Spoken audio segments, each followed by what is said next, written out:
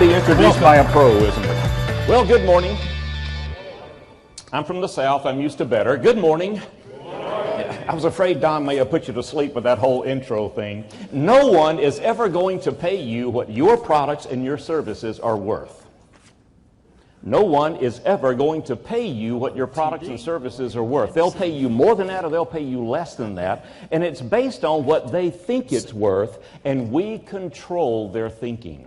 There are two ways to sell: value-added selling and commodity selling. Commodity selling is built on the premise that all things are equal, therefore I'll just take whatever I can get for my product or service. Value-added selling is built on the premise that I can differentiate my product or my service. Now listen closely. I can differentiate my product or service in the customer's mind, not necessarily in reality, but certainly in the customer's mind, to the point where the customer will give me whatever I am asking for my product or service. The only kind of selling that I teach is value-added selling. The reason is I don't believe in commodities. I've never seen one.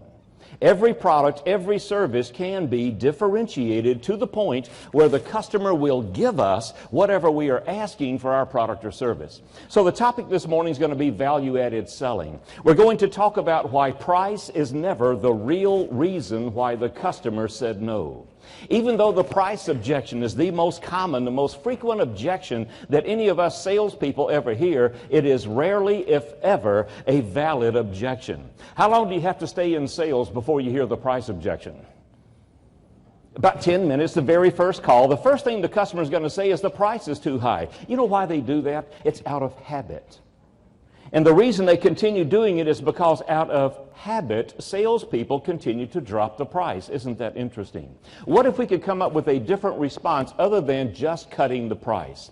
So this morning we're going to talk about sales. How many of you are in sales? Could I see your hands?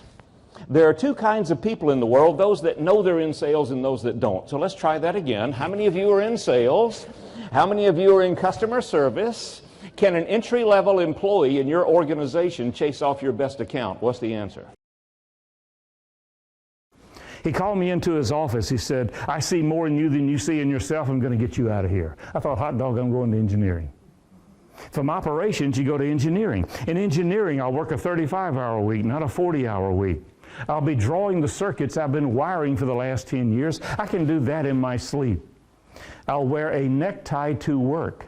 Short sleeve shirt, pocket protector, but necktie, the ladies will go crazy, right? Then he dropped the bomb. Engineering's full, I'm going to send you to sales.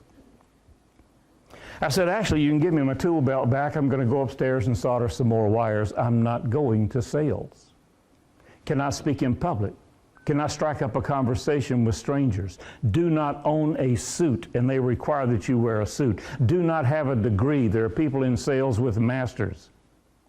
Then he did a sales technique, not knowing it was a sales technique. See, everybody's in sales, everybody. He leaned forward, locked eyes, and he said, I want you to try this for me. Write these 4 words down. I dare you to use these twice between now and the end of the year. Here are the 4 words. Would you for me? Would you for me? When you have that garden center manager or owner, and they're just kind of on the fence and you can't get them to commit, try that. Would you try this for me? And watch how things change. In large corporations, great, and thank you for the invitation. This is great.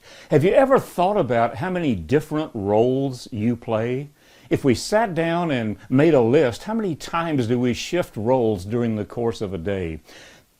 Today we're going to talk about your role in sales in your organization, and the graphics that I'll be using will be on the screen behind me, so you may want to go into presenter view in order to have the best look at what's going on with the graphics. I'm going to keep the gallery view here so that I can see you. If you have a question, raise your hand, yell at me, or contact Don or something. We're going to break every hour for a brief bio break and time to refill the water bottles. But I want this to be your time. This is your seminar, not mine. This is your presentation, not mine. So as we go through the content, if at any point I fail to make something clear to you, Stop me, raise your hand, do something, and let's clarify it.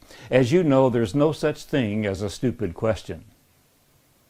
Unless I can't answer it, in which case we'll say that's a stupid question, we'll go on to something else. If I can't answer it, I will get back to you with an answer.